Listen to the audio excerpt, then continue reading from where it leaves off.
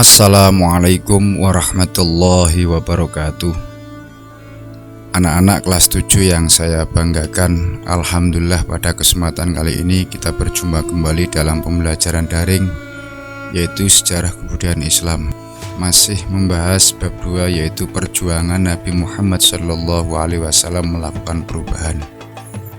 Namun sebelum pelajaran kita mulai, mari kita bersama-sama buka pelajaran ini dengan bacaan basmalah.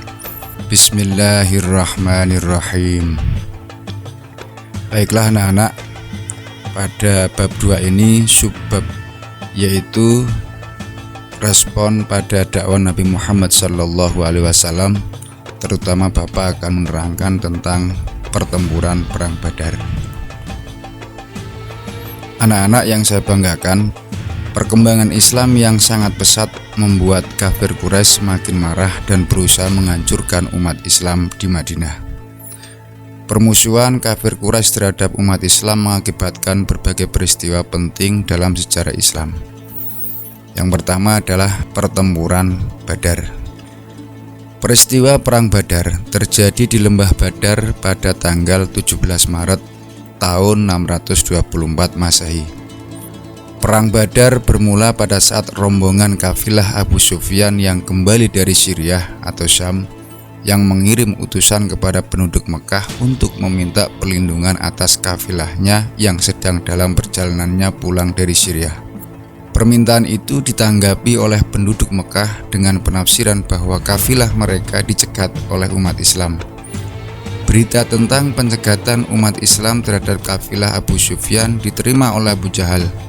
Lalu dia naik pitam dan mengirim pasukannya berjumlah sekitar 900 atau 1000 orang. Jadi pada awalnya terjadi Perang Badar ini adalah karena memang salah berita, atau memang sengaja berita itu dipelintir ya, sehingga akhirnya terjadi satu ketersinggungan terutama kelompok Abu Jahal, sehingga akhirnya mengirim pasukan sampai 900 sampai 1000 orang. Pasukan kaum muslimin hanya berjumlah 313. Dari jumlah tersebut, 240 orang adalah kaum Ansor, karena mereka keluar tidak untuk niat perang, hanya menghadang rombongan kafilah Abu Sufyan yang kembali dari Syriah. Adapun pasukan muslim hanya menggunakan kendaraan 2 ekor kuda dan 70 ekor unta, dan yang membawa bendera adalah Mus'ab bin Umair al-Abdari.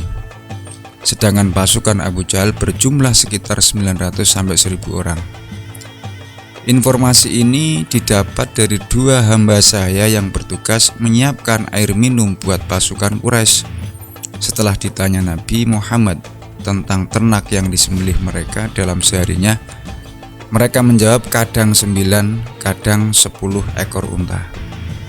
Di Lembah Badar, tepatnya pada hari ke-17 Ramadan 2 Hijriah atau 17 Maret 624 Masehi, peperangan terjadi antara pasukan kafir Quraisy dan umat Islam. Pertama-tama terjadi duel antara anggota pasukan. 3 anggota pasukan kafir Quraisy, yaitu Utbah bin Rabi'ah, Saibah bin Rabi'ah, dan Walid bin Utbah, berhadapan dengan Hamzah, Ali bin Abi Thalib, dan Ubaidah dari pihak umat Islam Madinah. Dalam pertempuran itu, ketika kafir Quraisy terbunuh, Utbah dibunuh oleh Hamzah, Walid dibunuh oleh Ali, dan Saibah dibunuh oleh Ubaidah. Setelah itu terjadi peperangan antara 2 pasukan. Umat Islam yang berjumlah 313 dengan perlengkapan sederhana berhasil memenangkan peperangan. Abu Jahal bersama 70 orang pasukan Mekah terbunuh. Sementara pasukan umat Islam, 14 orang yang mati syahid terdiri dari 6 orang muhajirin dan 8 orang ansor. Kemenangan di Badar memberikan kesan tersendiri, baik bagi umat Islam maupun kafir Quraisy Mekah. Di antaranya adalah sebagai berikut. Yang pertama, semakin solid kekuatan umat Islam di Madinah. Yang kedua, menjadi dasar pemerintahan Nabi di Madinah. Yang ketiga, kemenangan militer umat Islam yang pertama. Dan yang keempat, semangat jihad perang Badar sangat berpengaruh terhadap dakwah Islam pada hari-hari berikutnya. Masalah tawanan perang, para sahabat berbeda pendapat. Umar bin Khattab mengusulkan agar tawanan dibunuh, sedangkan Abu Bakar menyarankan agar dilepaskan. Nabi Muhammad membuat keputusan yang seimbang dengan memanfaatkan kemampuan yang dimiliki para tawanan ini. Akhirnya bersepakat untuk melepaskan mereka dengan cara tebusan, yaitu satu orang tawanan dengan harga 120 dinar.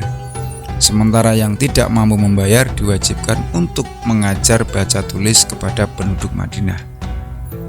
Bagi umat muslimin, perang Badar ini adalah perang besar yang pernah terjadi yang patut dibanggakan. Tapi Nabi Muhammad mengajak tetap semangat, tetap berwaspada, terlebih pada hawa nafsu. Beliau bersabda yang artinya, jihad yang paling utama adalah seseorang berjihad atau berjuang melawan dirinya dan hawa nafsunya. Berjuang melawan hawa nafsu yang selalu mengajak untuk berbuat malas dalam beribadah kepada Allah. Nafsu yang mengajak kepada perbuatan yang dilarang oleh Allah adalah hal yang penting bagi manusia, dan nafsu tersebut patut untuk diperangi oleh diri sendiri. Demikian yang dapat Bapak sampaikan sekilas tentang pertempuran perang Badar. Jadi pada prinsipnya adalah kemenangan di dalam perang Badar ini, terutama untuk umat Islam, adalah merupakan titik awal tonggak kemenangan umat Islam. Artinya pertama kali melakukan sebuah peperangan, dan itu pun sebenarnya dalam keterdesakan ya, karena memang awalnya pasukan umat Islam atau kelompok umat Islam ini sebenarnya bukan berniat untuk berperang, akan tetapi di tengah perjalanan dihadang oleh pasukan Abu Jahal yang bahkan pasukannya itu 3 kali lipat dari rombongan umat Islam. Tapi apa boleh buat, ketika musuh sudah datang maka umat Islam harus menghadapinya, dan alhamdulillah Allah memberikan kemenangan di dalam perang Badar tersebut. Demikian yang dapat Bapak sampaikan, dan semoga kalian bisa memahami terutama pesan-pesan yang ada di dalam peristiwa perang Badar ini. Di antaranya adalah bahwa kita tidak boleh takut menghadapi segala ancaman apapun yang terutama muncul dari kaum kafir. Demikian yang dapat saya sampaikan, kurang lebihnya mohon maaf. Mari kita tutup pelajaran kali ini dengan bacaan hamdalah.